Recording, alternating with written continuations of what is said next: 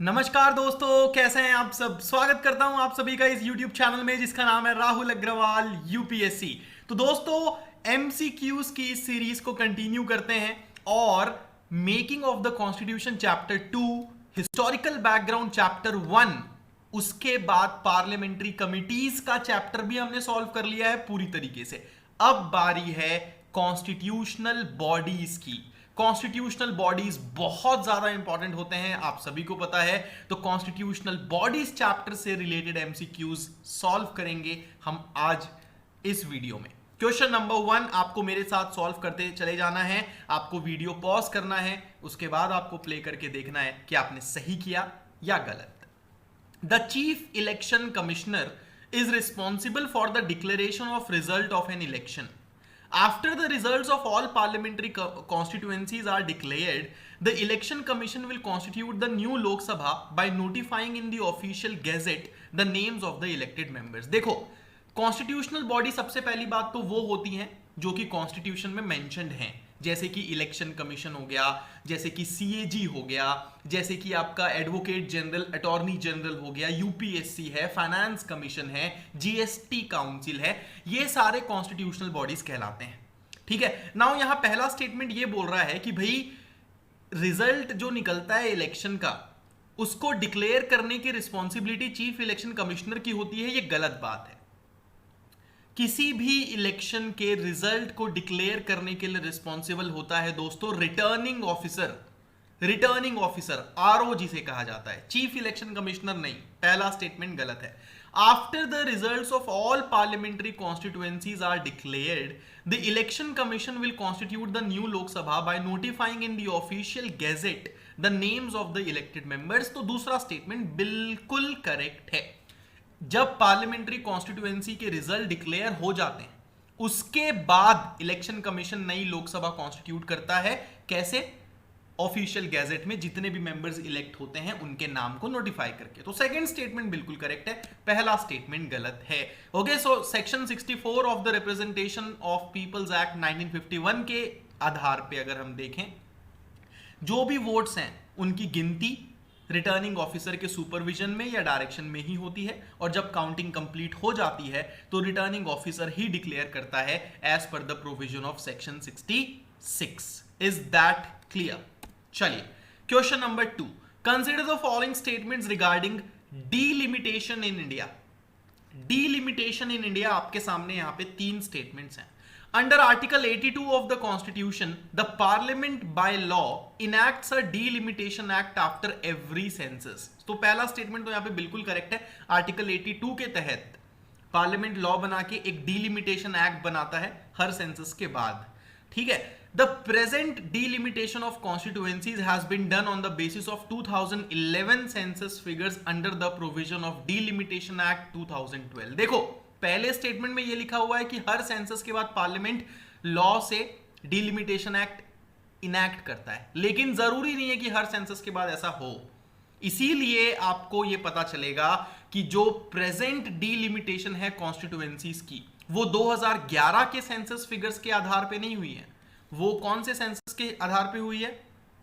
अगर आप देखोगे तो दोस्तों, अभी तक टोटल 4 बार डिलिमिटेशन एक्ट आया है, 1952, 1962, 1972, 2002। तो जो प्रेजेंट डिलिमिटेशन है वो है सेंसस 2001 के फिगर्स के आधार पे under the provisions of delimitation act 2002। ठीक है, ये याद रखना है आपको। और अब अगला डिलिमिटेशन जो होगा वो होगा अब 2026 के बाद जो पहला सेंसस आता है, यानी कि 2031 के सेंसस के बाद होगा। तो वो बात की बात है। और अगर आपको डिलिमिटेशन क्या होता है नहीं समझ में आ रहा है, तो आपको बस इतना बता देता हूं कि जो लोकसभा विधानसभा की सीटें होती हैं, कि भाई हर स्टेट में इतनी सीट हैं, तो मान लो जैसे कि for example Banaras Lok Sabha seat, उसका एरिया इतना है, तो उस एरिया को जो डिलिमिट किया जाता है ना, that is called as delimitation. ठीक है। The delimitation commission is appointed by the parliament. ये गलत है। डिलिमिटेशन कमीशन को प्रेसिडेंट अपॉइंट करते हैं। तो सेकंड स्टेटमेंट गलत है, थर्ड स्टेटमेंट गलत है, इनकरेक्ट पूछा है। करेक्ट आंसर होगा B, that is 2 and 3। Is that clear? चलिए, question number 3, model code of conduct is applicable throughout the country during general elections to house of people and legislative assembly. देखो, जब भी चुनाव होते हैं आपने सुना होगा आचार संहिता, मॉडल कोड ऑफ कंडक्ट जिसे हम कहते हैं।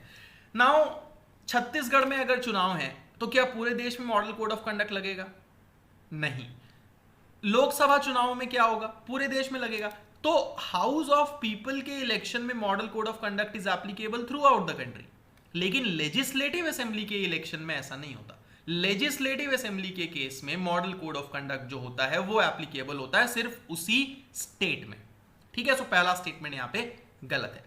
Chief minister of a state can not attend a state day function of his और her state, otherwise it will be an violation of model code of conduct. देखो, state day होता है ना, कि भाई जैसे मान लो किसी स्टेट का उसकी स्थापना हुई थी 2 अक्टूबर को, एग्जाम्पल है, तो वो 2 अक्टूबर उस स्टेट में स्टेट डे मनाया जाता है कि आज के दिन हमारा राज्य बना था। तो उस दिन फंक्शन होते हैं और उन फंक्शंस में मुख्यमंत्री भी आते हैं। तो ऐसा नहीं है कि सीएम अटेंड करेगा तो वो मॉडल कोड का वायलेशन है। इसका एक रूल है, मैं आपको बताता हूं।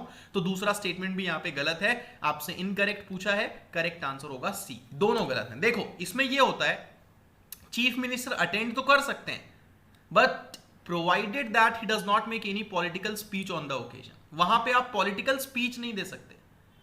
And the function is to be conducted only by government officials. वहां पे किसी भी तरीके की एडवर्टाइजमेंट जिसमें कि सीएम की फोटो हो वो रिलीज नहीं की जा सकती। अगर वो हुआ तब वायलेशन होगा। बाकी आप नॉर्मल जाके अटेंड कर रहे हो, वहां पे फंक्शन एंजॉय कर रहे हो, कोई दिक्कत नहीं है। Question number 4, votes on account is mentioned in the constitution of India. बिल्कुल, votes on account, interim budget, ये आपने पढ़ा होगा बहुत बार। ठीक है, तो दोस्तों प्रीलिम से 20 दिन पहले यहां पे मैं आपको एकदम डिटेल में एक्सप्लेन नहीं करने वाला। मैं उम्मीद करता हूं कि आपने ये सब टॉपिक पढ़ लिए होंगे। वोट्स ऑन अकाउंट कॉन्स्टिट्यूशन में मेंशन है, बिल्कुल है। अब votes on account only deals with expenditure side, बिल्कुल। देखो, इंटरिम बजट जो होता है उसमें एक्सपेंडिचर और इनकम दोनों की बात होती है, लेकिन वोट्स ऑन अकाउंट में सिर्फ एक्सपेंडिचर। इंटरिम बजट और वोट ऑन अकाउंट सेम नहीं है, हाँ बिल्कुल, दोनों अलग अलग है। सो तीनों स्टेटमेंट करेक्ट हैं। Correct answer is D. Votes on account is mention in article 116। Article 116 में वोट्स ऑन अकाउंट मेंशन है, तो ये भी कॉन्स्टिट्यूशन में है। चलिए, question number 5, the word political party is not mentioned in the constitution.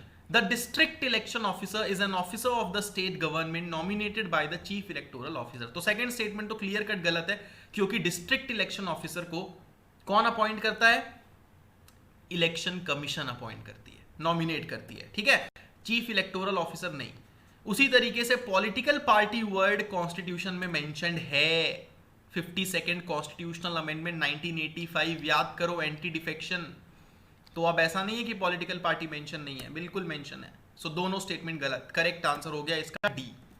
Question number 6, in India other than ensuring that public funds are used efficiently and for intended purpose, what is the importance of the office of the CAG? इसका answer आपको मुझे देना है comments में। ठीक है, और question number 6 से शुरू करूंगा अगला वीडियो। इन 5 क्वेश्चंस को सॉल्व करें, मुझे बताएं आपको एमसीक्यूज कैसे लगे, वीडियो कैसा लगा। लाइक जरूर करना, सब्सक्राइब करें दोस्तों इस यूट्यूब चैनल को जिसका नाम है राहुल अग्रवाल यूपीएससी। धन्यवाद।